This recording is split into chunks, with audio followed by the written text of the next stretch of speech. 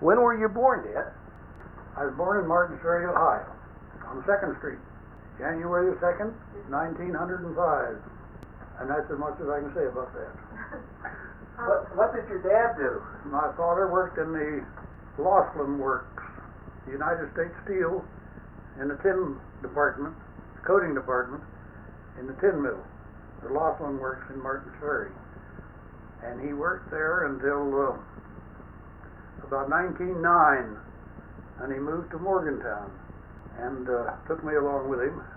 I had to, I suppose, but nonetheless he took me along with him, and we lived in Morgantown then for until 1917, and he moved to Baltimore. My father took his family to Baltimore, and we lived in Baltimore for a couple of years, couple or three.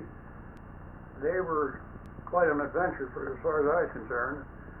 They had streetcars that run from the area where we lived into the center of Baltimore, a matter of 17 or 18 miles perhaps, at least 12 miles.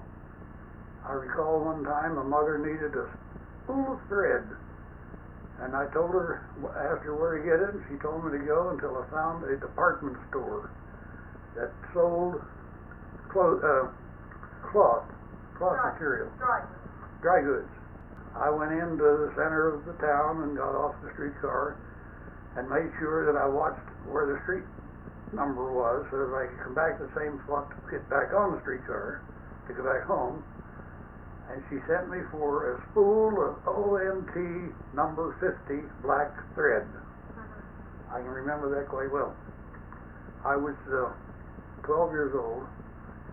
I got ordered for her and took it home and gave her to her, and she thanked me, and I think she did, and that was the end of that story.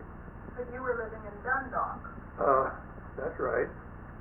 Dundalk, or St. Helena, actually was the name of it. We called it St. Helena.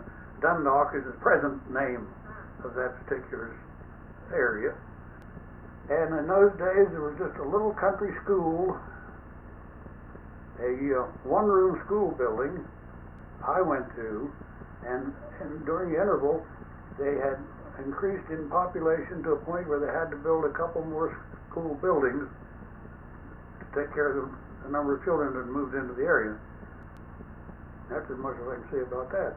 I finished the 7th grade in that particular school and started the 8th grade. We moved from there back to Morgantown, where we had lived. During the World War I, 1916, 1917, we moved there, and in 1918 we moved away from Baltimore, moved back to Morgantown. I went to work for Coca-Cola Company. Now, you started out in Morgantown. Was it the same house that your mom lived in? No, it was the same house that my mother lived in when she died, yes. But it wasn't, the house we moved into when we moved back was not the same house. Oh. The house that we lived in when we moved away from there was 2 doors down the street. Oh, I didn't know that. While we was in Baltimore, that particular house burned down. Oh. And then when we come back, we liked it there real well, and my dad and mother decided they would they tried to rent first, and then they couldn't rent one. There wasn't any for rent, so they had to buy one. I think they paid about $2,000 or $2,100 for it. It was a 6-room house, not too poorly built. It was a building lot, not a regular building lot in respect to what we call a building lot now, like a 50 by 150.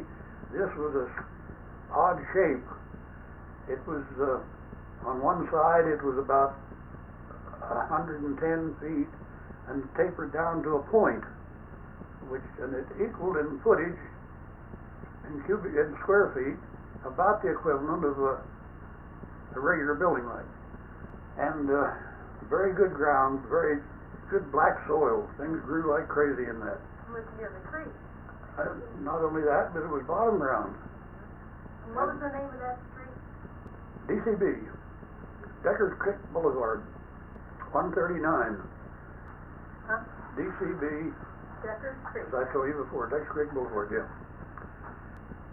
In fact, we lived there until I got married and moved away. That's right. My mother still lived there when until she died.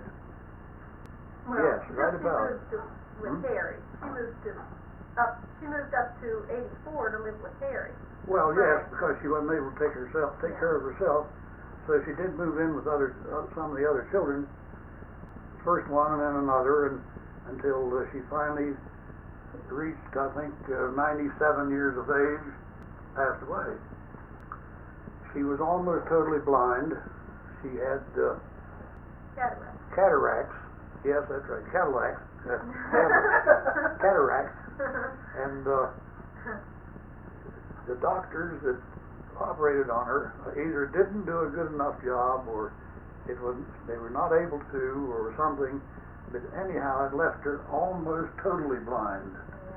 Yeah. Enough that she fell over things.